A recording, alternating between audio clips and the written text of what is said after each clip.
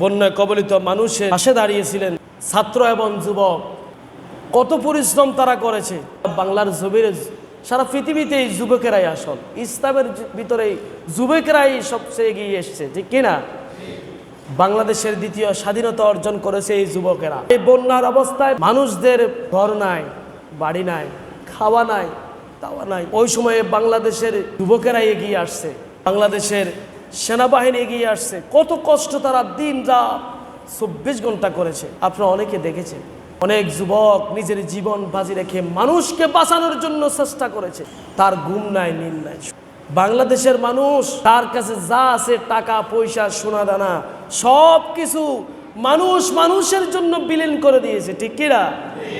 এটাই হলো মানবতা, এটাই হলো ইসলাম, এটাই হলো মনুষ্যত্ব, এটাই হলো বিবেক।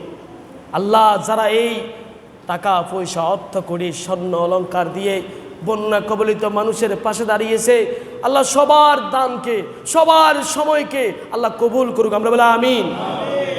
এই যুবকদেরকে আরশের নিচে ছায়া দান করুক, আমরা বলে আমিন।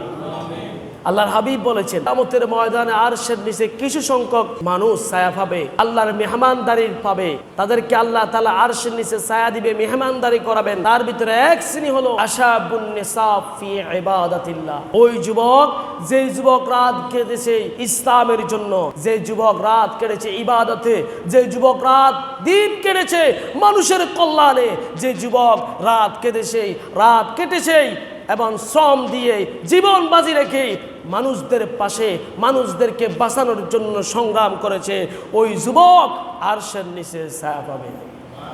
আল্লাহ এই বাংলার জমিনে যে সমস্ত যুবকেরা, যে সমস্ত সেনাবাহিনীরা, যে সমস্ত পুলিশেরা, যে সমস্ত মানুষেরা মানুষদেরকে বাঁচানোর জন্য দিন রাত পরিশ্রম করে গিয়েছে, আল্লাহ ওই সমস্ত যুবকদেরকে, ওই সমস্ত সেনাবাহিনী, পুলিশ এবং প্রশাসনের ভাইদেরকে সবাইকে আল্লাহ কিয়ামতের ময়দানে আরশের নিচে আপনি ছায়া দান করিয়েন, আপনার বিশেষ মেহমানদারি তাদেরকে করিয়েন, আমরা বলে আমিন। শুধু তাই নয়, তাদের পাশাপাশি আমার বাংলাদেশের সবচেয়ে গুরুত্বপূর্ণ ভূমিকা পালন করেছে আমার প্রবাসী ভাইয়েরা, ঠিক কিনা? প্রবাসীর মা কোথায়, বাবা কোথায়, কারো খোঁজ নাই। অনেক প্রবাসীর সাথে সাথে টিকিট কেটে চলে আসছে। অনেক প্রবাসী কাঁদতেছে, হায় রে আমার ভাই কোথায়, বাবা কোথায়। তার দেলাঙ্কটা শেষ বন্যার পানিতে। আমার প্রবাসীরা অর্থ দিয়ে যুবকদেরকে সহযোগিতা করেছে। আল্লাহ সকল প্রবাসীদেরকে আপনি কবুল করুন, আমরা বলে আমিন। সকল প্রবাসী ভাইদেরকে, যে দেশে যে প্রবাসী আছে বাংলার জমিনের সকল প্রবাসীর প্রতি রহমত নাজিল করুন, আমরা বলে আমিন। প্রবাসীর জীবনকে কল্যাণময়, সুখীময়, বরকতময় হিসেবে কবুল করুন, আমরা বলে আমিন।